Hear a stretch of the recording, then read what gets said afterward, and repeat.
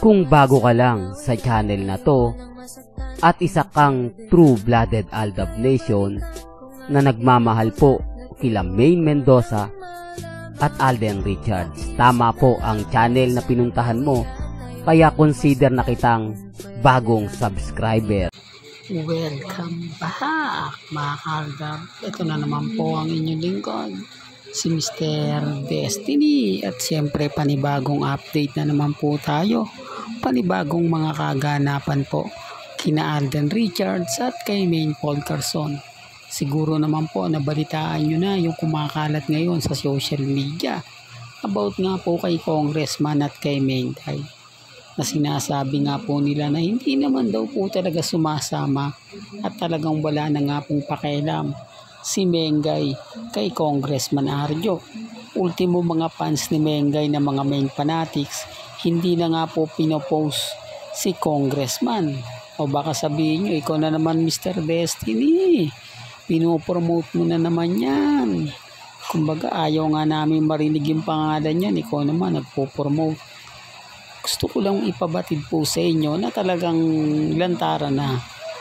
Kumbaga hindi na nga po talaga kaya ng pamilya Atayde. Kung mapapansin nyo, nagmukha ng lolo si Congressman Arjo. At paglabas naman ni Mengay sa Itbulaga, abay blooming na talagang hindi stress at walang ka-stress.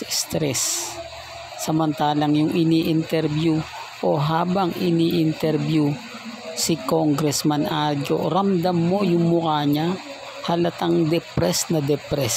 Ngayon, sino yung totoong may kasalanan?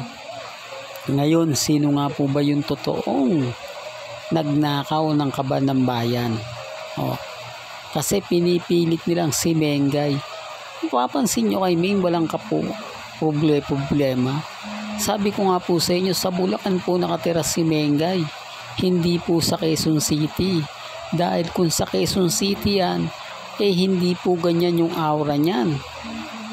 Yan ang pagkakaiba. Ninyo si Naria Atayde, Gela Atayde, yung mga kamag-anak ni Congressman, si Ibyang, di po ba? Tapos yung mister niya, never na po yung makikita na lumalabas na ata ng bahay. Halatang halata pong kumbaga apektado sila.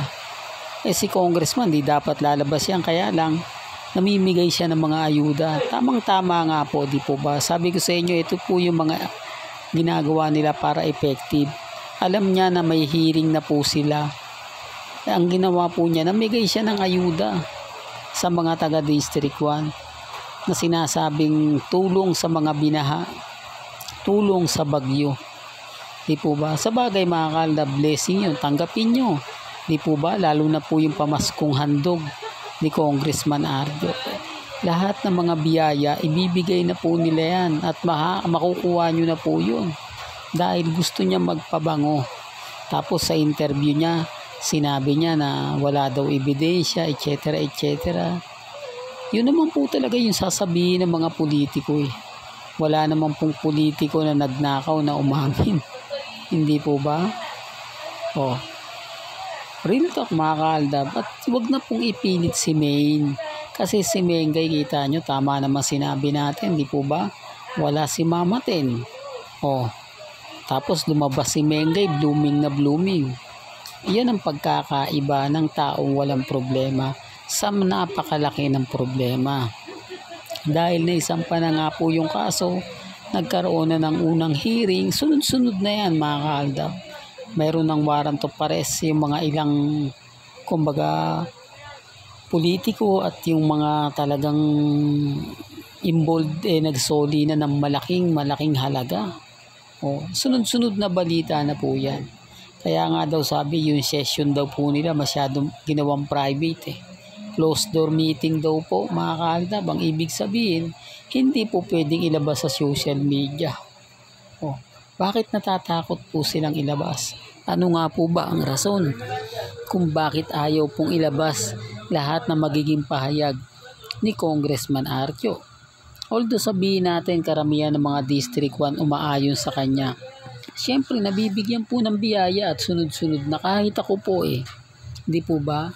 Sa hirap ng buhay ngayon mga kaaldab, kahit alam mong ninakaw na yun, pero binibigyan ka, matutuwa ka pa rin eh. Dahil kahit papaano naambunan ka, kahit papaano naibsan yung pangangailangan mo sa buhay. Di po ba? Rito, sa hirap po ng buhay ngayon eh. Di po ba? Kaya nga sabi ko sa inyo, may mga bagay-bagay po na mahirap po talagang ipaliwanag. May mga punto po na talagang gagawin po nila at gagamitin po nila. Ang kagandahan lang naman po nito mga kaaldab ay yung mga galawan ni May. Di po ba? Na hindi po talaga affected. Taliwas po sa mga sinasabi ng iba. Taliwas po sa mga komento ng ilang kritiko ng mga taong galit na galit kay Mengay. Ngayon nakita nila yung aura ni Mengay na okay na okay. Ngayon bumalik si Mengay sa Itbulaga. Although marami talagang, pero normal lang po yan yung mga komento na hindi ganito. Normal lang po yung mga galit kay Mengay, hindi po ba? Tapos si congressman ang kapal daw ng mukha, hindi po ba? Normal lang po yan. Yan po kasi galit ng mga taong binaha. Galit ng mga taong namatayan dahil sa baha. Di po ba? Kaya normal lang po yun. Pero kita nyo sabi ko nga po, ulitin ko lang for the record lang po. Karamihan po ng mga main fanatics, nilaglag na po si Congressman Arte. Yan ang masakit pero totoong katotohanan. Marami po ako nakukuhang nakikitang komento galing po sa mga main fanatics. Yung Armin wala na, mabibilang mo na lang yan. Hindi katulad ng dati na napakaraming Armin. Hindi katulad ng dati na talagang pag sinabi mong Armin, pag kinuyog ka, pag nagkomento talagang grabe, napakarami. Pero ngayon, ramdam mo na ang laki ng nawala. Hindi lang kalahati, 90% po sa mga main fanatics naman na dating mga sumusuporta kay Congressman Arjo, wala na rin. Kumbaga, dito nyo napatunayan at lumabas yung katotohanan na talagang sila rin po aminado. Sila rin po naniniwala na may kasalanan po si Congressman Arjo. Pero walang kinalaman po si Mrs. Paul Carason. Issue na naman yan, Mr. Destiny. Tinawag mo Mrs. Paul Carason. Well, ganun naman po talaga pangalan ni Mengay. Di po ba? Pero ulitin ko, may kanya-kanya tayong opinion. May kanya-kanya tayong pananaw. Bahala na po kayo kung ano po yung sa palagay niyong tama. Nire-respeto ko po yan at kinagalang.